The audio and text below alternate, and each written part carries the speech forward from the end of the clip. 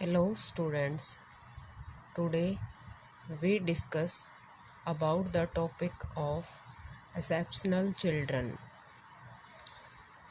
यानी विशिष्ट बालक क्या होते हैं इसके बारे में हम जानेंगे। विशिष्ट बालक क्या होते हैं। विशिष्ट बालक यानी हमारे समाज में बच्चे दो प्रकार के होते हैं, एक सामान्य बालक और दूसरा विशिष्ट बालक। यानी जो सामान्य बालकों से कुछ ना कुछ भिन्न होते हैं वो क्या होते हैं, विशिष्ट बालक। तो आप कैसे कह सकते हैं कि कोई बालक है जो वो विशिष्ट बालक है।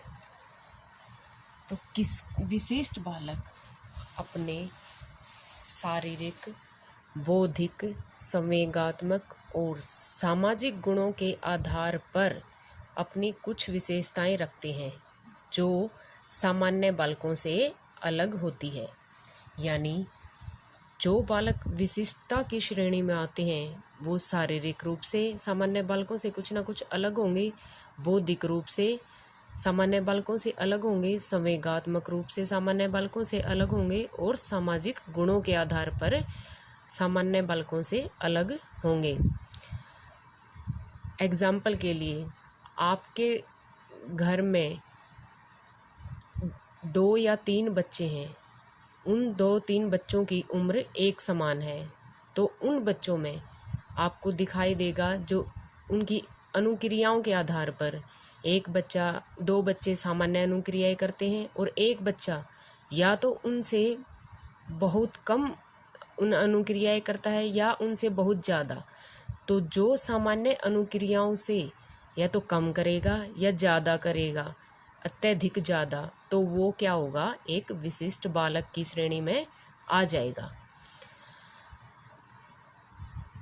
इन बालकों जो विशिष्ट बालक हैं, इन बालकों की ये विशेषताएं दूसरों का ध्यान अपनी ओर आकर्षित करती हैं, जिससे उनकी विशिष्टता का पता चलता है। यानी एक सामान्य बालक और एक विशिष्ट बालक, उन दोनों के गुणों को जब हम देखते हैं तो एक विशिष्ट बालक के अंदर जो अलग विशेषताएं हैं, उन विशेषताओं का ध्यान दूसरा व्यक्ति अपनी ओर आकर्षित करता है। दूसरा व्यक्ति उन विशेषताओं की ओर आकर्षित होता है, जिस कारण उसकी विशिष्टता का पता चलता है। यानी विशिष्ट बालक के बारे में हम क्या कह सकते हैं, जब एक सामान्य बालक जो कि एवरेज में होते हैं, जो कि शिक्षा में भी जिनकी सामान्य अक्षमता होती है, यानी शैक्षिक अक्षमता की भी उनकी सामान्य होती है, बौद्धिक अक्षमता भी सामान्य होती है, संवेगात्मक अक्षमता भी सामान्य होती है और सामाजिक अक्षमता भी सामान्य होती है। और विशिष्ट बालकों की ये सारी अक्षमताएं या तो सामान्य बालकों से अधिक पाई जाएंगी या उनसे कम पाई जाएंगी। जब हम विशिष्ट शब्द का प्रयोग करते हैं तो प्राय हमारे दिमाग में एक ही बात आती है, यानी जिस बच्चे में कुछ ना कुछ कमी है वो बच्चा विशिष्ट है। लेकिन यह कहना बिल्कुल गलत है। आप विशिष्टता से ये समझ सकते हैं भी कोई भी बच्चा जो सामान्य बालकों से किसी ना किसी गुण के कारण भिन्न है या अलग है, वो बच्चा क्या है, एक विशिष्ट बालक है। विशिष्ट बालक, तो इसके बारे में और हम क्या कह सकते हैं, हम सिर्फ उसी बालक को विशिष्ट नहीं कह सकते जिसमें किसी न किसी प्रकार की कमी है, जैसे शारीरिक रूप से अपंग व बौद्धिक रूप से असमर्थ। यानी हम सिर्फ उसी बालक को विशिष्ट नहीं कह सकते जिसको हम शारीरिक रूप से देख सकते हैं, भाई वो देखने में अपंग है तो वो भी क्या हो गया, एक विशिष्ट बालक। और बुद्धि के आधार पर भी वो भी, जिसका IQ लेवल कम होता है, वो भी क्या है, विशिष्ट बालक।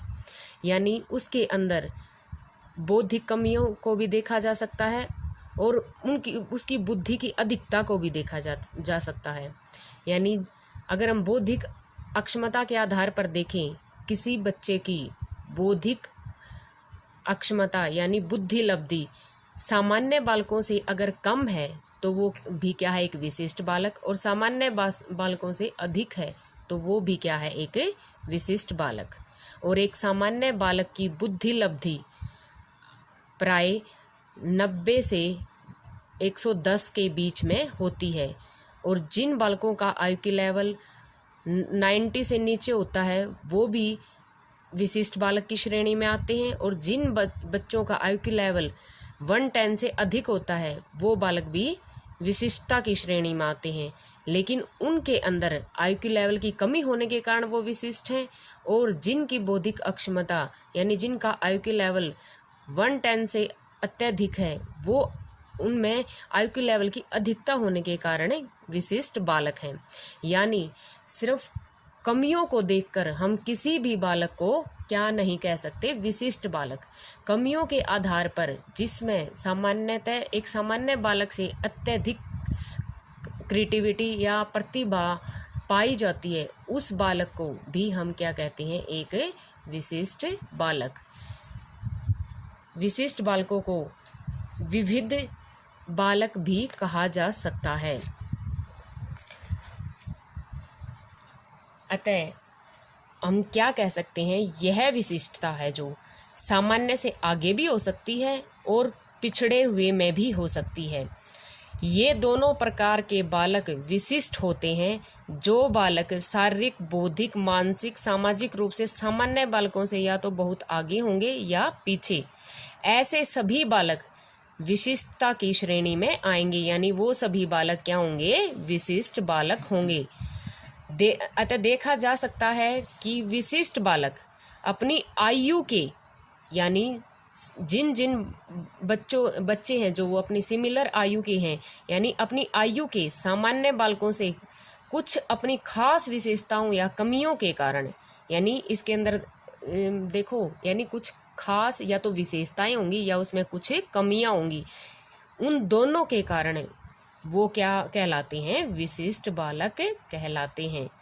अगर कमी होगी तो वो क्या होगा, एक तो भी वो एक विशिष्ट बालक होगा, और जब उसमें अधिकता होगी तब भी क्या होगा, वो एक विशिष्ट बालक होगा।